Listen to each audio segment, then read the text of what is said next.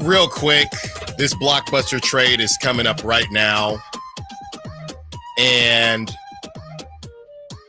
in the same article that I talked about, owners like to be involved in things. It's just when you have a once-in-a-generation player like Steph Curry, you look a bit better.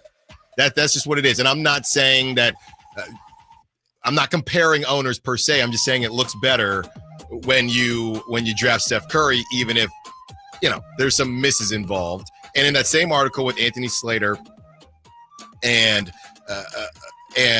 Marcus Thompson, they also mentioned that the Warriors will indeed seek a sign and trade with Jonathan Kuminga. So we kind of kicked off the show with that, and it's all but official, and it's probably already going to start. Obviously, somebody asked me about Jake LaRavia. None of this stuff can start until a champion is crowned. But if you are interested in Jonathan Kuminga, we'll do a full blown trade segment on him, trade target on him. But yeah, it's going down. I see the vision now. It's definitely going down. Pool boy returns to the Bay. Goodness. I mean, they need scoring. They definitely need scoring. But I had to read this off because, Folsom Mike hopped in and said, Allen, are you seeing these different trades for Domantas Sabonis?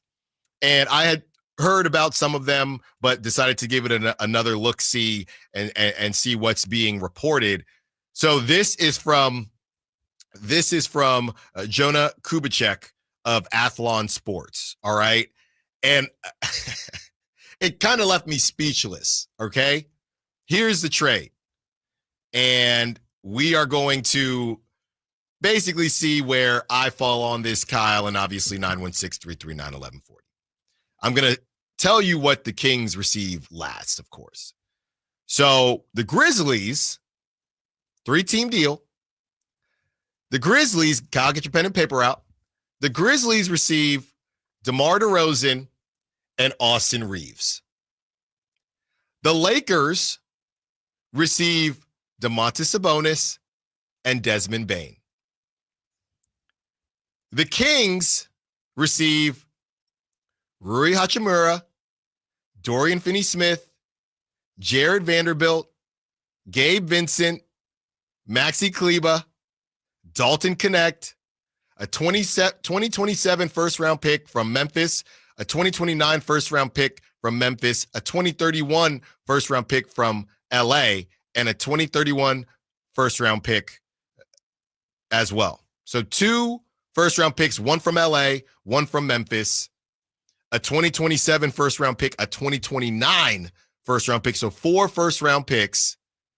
And it feels like some more so expiring contracts, young, and my guy Dalton Connect. Rui Hachimura, Dorian Finney-Smith, Jared Vanderbilt, Gabe Vincent, Maxi Kleber, Dalton Connect, and 4 first-round picks. And you lose Domantas Sabonis. And DeMar DeRozan. So I guess the Grizzlies would be giving up Bane, 2 firsts for DeRozan and Austin Reeves. Yeah, the way he breaks it down is everybody gets something that they do need. Right. I don't think the Grizzlies do. I think that's the problem. But he says this mock trade checks all the boxes, assuming the Kings are interested in a full-on rebuild, which I really don't even. It's not a good start. Well, I don't think it's. I was going to say I don't mind it, but he says assuming that the Kings are interested in a full-on rebuild, adding as much as draft capital while shedding as much salary will be the priority. The Grizzlies with Ja Morant and Jaren Jackson can compete in the West, but could use an added star or two, and the Lakers need a paint presence and a scorer who is not that ball dominant. That is Jonah Kubicek's thought process on this. I'm kind of not out.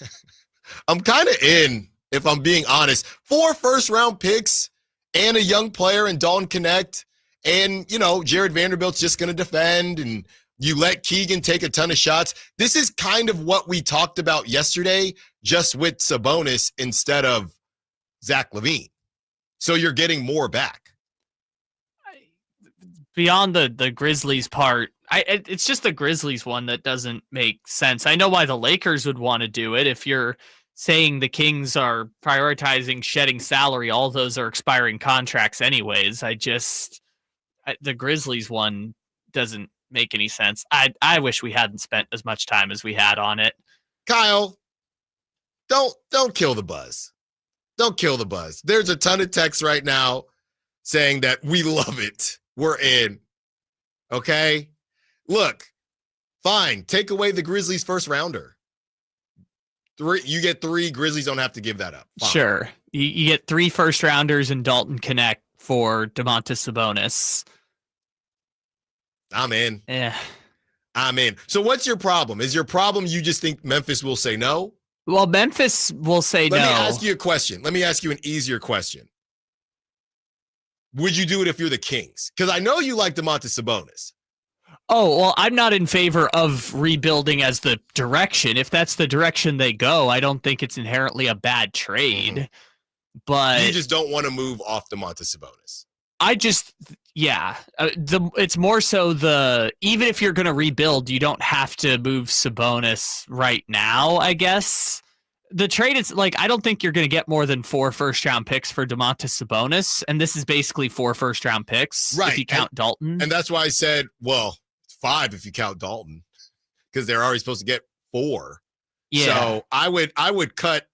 To be fair, they're not premium picks either, so that means you're relying on you sucking to be the thing that takes you out of the rebuild. To be fair, you could cut 1. You could even cut 2 of those first rounders, and maybe you go, okay, give us G.G. Jackson or somebody brought up Jalen Wells, something like that, and maybe the Grizzlies would be more willing to do it. I like it. Let me just be very clear right now. I just don't think they'd have a direction if you make the move. It would just be well, the contracts expire, and you have a ton of cap space for Scott Perry to cook, and also you have and put those connections to good use, and also you'd have those picks. Now, I don't think they'll get all of that. We agree on that. Sure, but they also would not have a young core if they make that trade, which means you have to build that up. That's what Jonas said. It is a rebuild, but to my point, I think it's a prettier rebuild than what it could be, because we find out if Devin Carter is worth blessing him with that body. Okay, we find out if Keegan Murray can be. Allen, Trey Murphy's getting to take a bunch of shots. Okay, well, here you go, Keegan. Let's see what you got. I mean, I got to be honest with this part of it, and I will make this point. If you're going to go the rebuild, this is the type of deal you should make. Mm-hmm. If those are the 2 things you're prioritizing. If the Kings are going to go the full rebuild route, I'm taking my chances on guys that are younger and have higher ceilings than Devin Carter and Keegan Murray, because I feel pretty confident.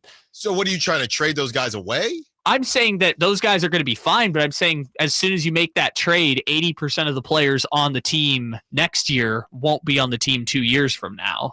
Maybe the 1 is Keegan, maybe the 1 is Devin, but they're not. Not to mention Keon. You get to see what Keon can grow into. With 1 year left on his deal. Sure.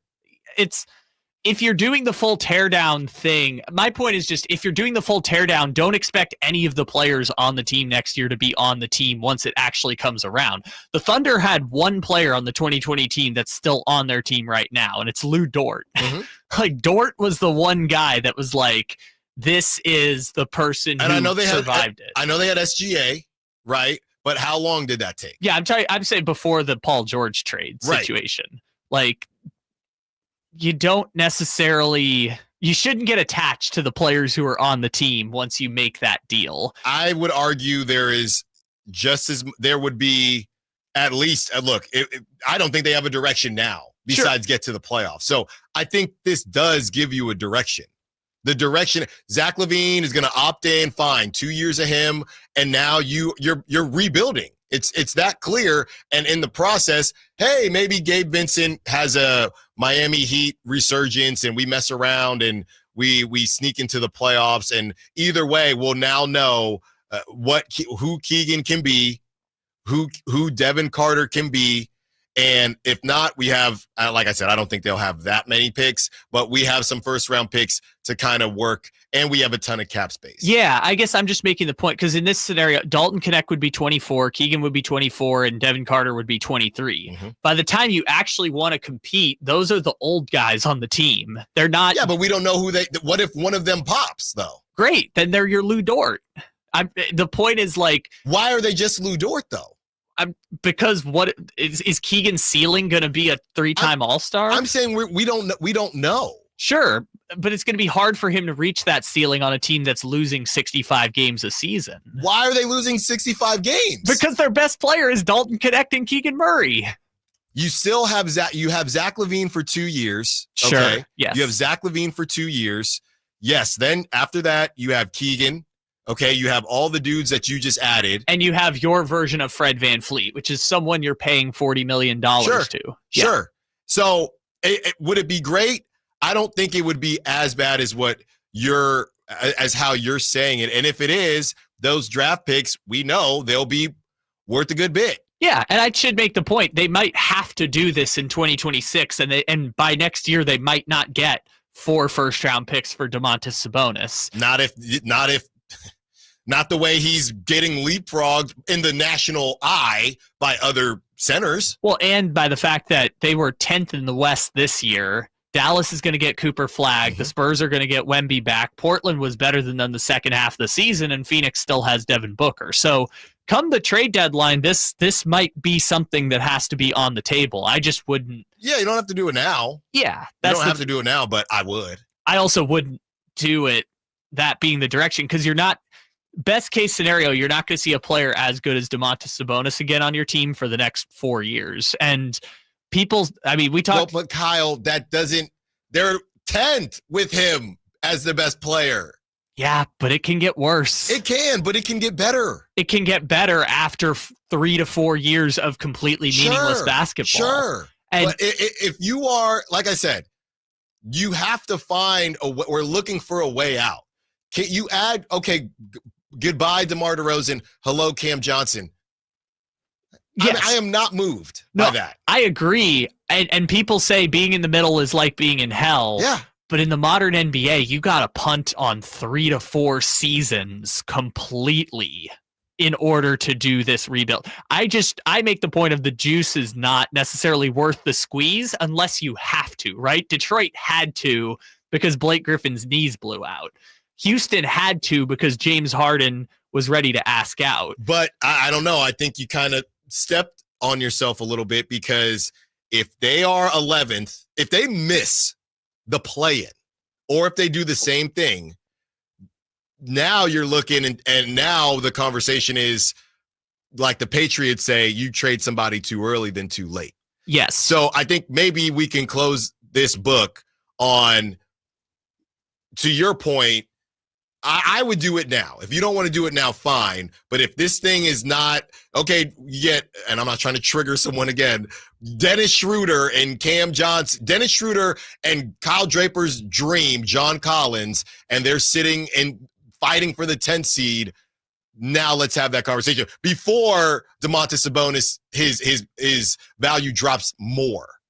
That's my one point, I guess, that was kind of unspoken. My stance on Sabonis specifically is you don't trade him until he says, I'm not going to sign a contract extension. And that's where we just disagree. Sure. That's where we disagree. Yeah, that's kind of the difficult part of all of this is when is the right time?